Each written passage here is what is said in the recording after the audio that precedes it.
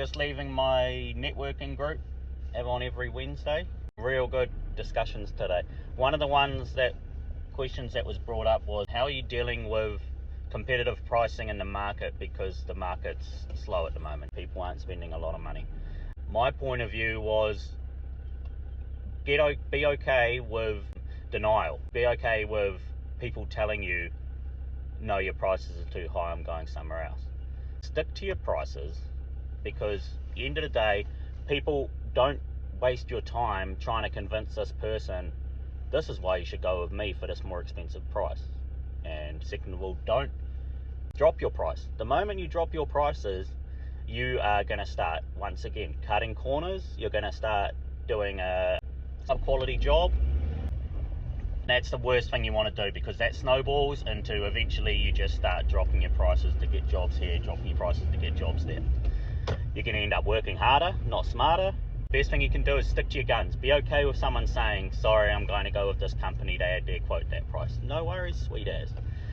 The people that are happy to pay your price, your high price, are most likely surrounding themselves with people that don't mind spending money.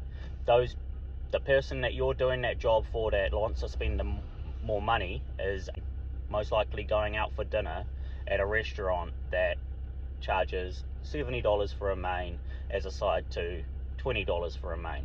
That person is going to be going out to those restaurants with friends who like to spend $70 on a main. They're going to talk to them about, this guy did this work, sweet, cool. They're going to want to set the bar for what customers you want to get. It takes a while to build up that customer base that is happy to pay the money that you want to charge. And I'm not saying you're ripping people off with these prices. I'm saying you are charging fairly, that you're able to make a good profit to do a job to a very high standard without running yourself into the ground, either by being overworked because you're having to do 3 jobs a day as opposed to 1 or 2 jobs a day and still making the same money. Be okay with denial. Someone tells you your price is too high, cop it on the chin. Take it as a win almost. Guys, just my 2 cents. Something that takes a long time to build up in your company, but if you're patient, you want to be that kind of company, you don't want to be the cheap guy. And there's nothing wrong with being the cheap guy.